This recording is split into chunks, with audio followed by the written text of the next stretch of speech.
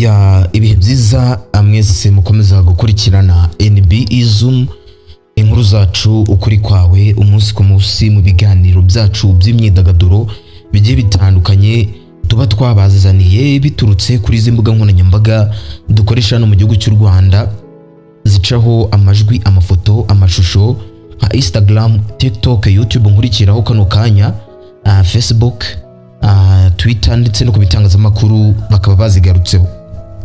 Muri aka kanya rero tugiye kurebera hamwe amakuru ari ku byamamare mukunda mu itsinda ryo kuramya Imana ndetse no kuyihimbaza ya Vestine na Dorcas, nyuma yuko ku munsi w'ejo hasohotse amakuru akomeye cyane yavuzwe ejo bivuye ku kavideo kasohotse muri Ndahabi arimo abazwe impamvu Dorcas yari ya performinze muri evening worship time cyangwa se guhimbaza Imana kwa nimugoroba hara muri Vancouver afatanyije na Vancouver team wenyine, asobanura impamvu Vestine adahari.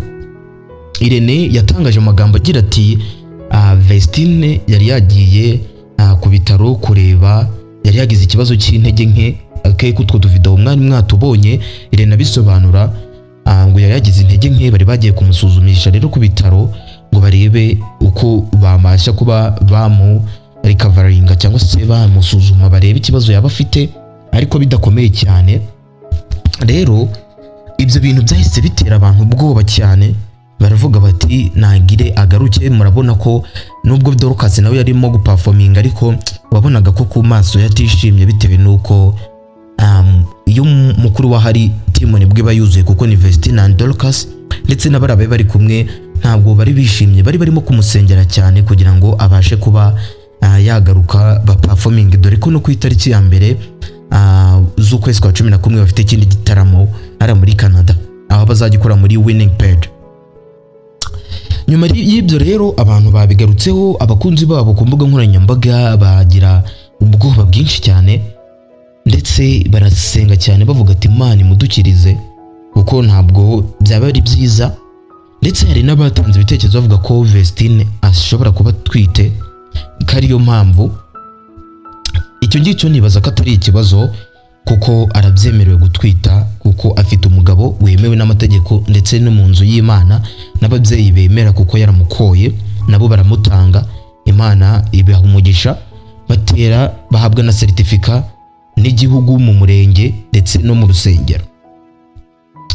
Vestine rero nyuma y'ibyo yaje gupostinga akavideo mwabonye twashyizemo agaragaza yuko yakize, nyine agaragaza ko ameze neza.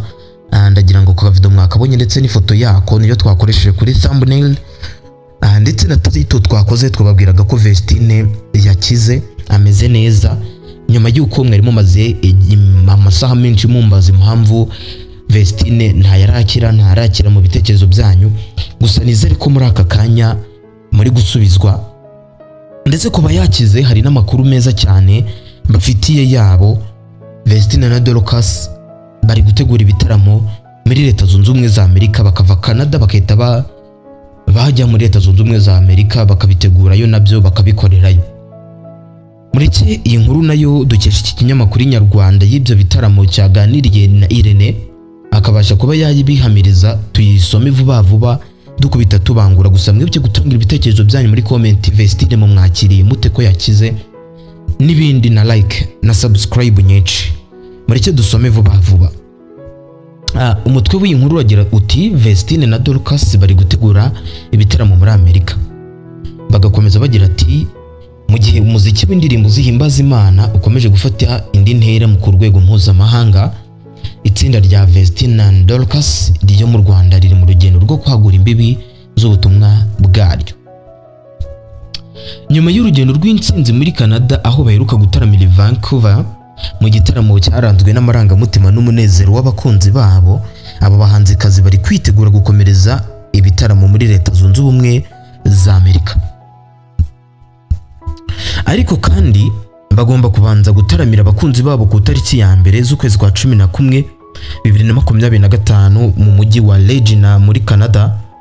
Hanyuma ku tariki ya 8 z'Ugushyingo bazataramira Winnipeg hanyuma ku itariki ya 15 basoreze mu mujyi wa Edmonton.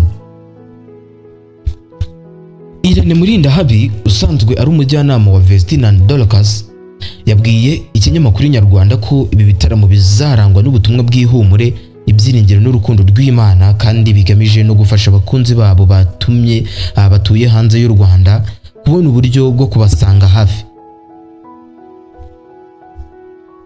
Irene yanavuze ko batekereza gukomeza urugendo rw'ibitaramo muri Canada, nyuma batekereza uburyo bakomereza muri Leta Zunze Ubumwe za Amerika.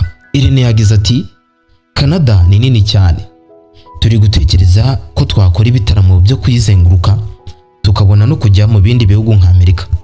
Mbese turifuza ko duhera ahantu abantu batwara bibagoye kugira ngo baze mu gitaramo, kuko nk'iyo ukoreye igitaramo muri Ottawa umuntu w'ina Vancouver ntabwo abasha kuhagera, waba agiye kure. Ntabwo hari abantu benshi ariko nabo baba bakeneye ibitaramo n'Imana ikomeje nyine kutwiyereka. Vestine na Dorcas bamaze kubaka izina rikomeye mu Rwanda muri gospel, bakaba bazwi mu ndirimbo zifasha imitima ya benshi nka Adonai, Ihema, Neema n'izindi nyinshi. Uru rugendo rwo kujya mu mahanga ni igice cy'icyerekezo cyabo gishya kigamije kwagura ivugabutumwa ryabo binyuze mu muziki no guhuza Abanyarwanda n'Abanyafurika baba mu mahanga n'umuco wo kuramya no guhimbaza Imana mu ndimi zabo. Mu myaka ishize aba bahanzikazi bagaragaje imbaraga n'ubunyamwuga mu muziki wabo ndetse bakomeje kubaka umubano ukomeye n'abakunzi babo babakurikiranira hirya no hino ku isi. Ibitaramo byabo muri Canada byabaye ikimenyetso gikomeye cy'uko ubutumwa bwabo burenga imipaka, kuko byitabiriwe n'abantu baturutse mu mijyi itandukanye barimo Ottawa, Toronto na Vancouver. Nkuko Irene yabigarutseho, Leta Zunze Ubumwe za Amerika ni kimwe mu bihugu bifite umubare munini w'Abanyarwanda n'Abanyafurika bakunda injyana ya gospel, ari nayo mpamvu ibi bitaramo bizaba bifite umwihariko wo kwegeranya abantu mu buryo bw'umwuka n'umuco.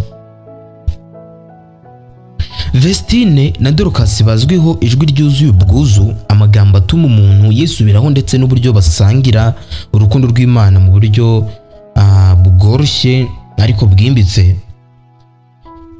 Ku bijyanye n'ibitaramo bateganya muri Leta Zunze Ubumwe za Amerika, ngo bazakorana n'amatorero atandukanye ndetse n'abahanzi bo muri diaspora kugira ngo nyine bigere ku bantu benshi. Dufite Aimé Frank, ba Meddy, ba Adrien Misigaro ndetse n'abandi benshi. Gusa muri aka kanya cyo mwamenya Vestine amerewe neza. Ese mubyakiriye mute? Mubyandike muri comment, like, subscribe tujye tubana buri munsi. Hanyuma kandi mukurikirane NB Izumi inkuru zacu kuri kwawe. Nge nitwa Sana. Ciao ciao, hasta la vista.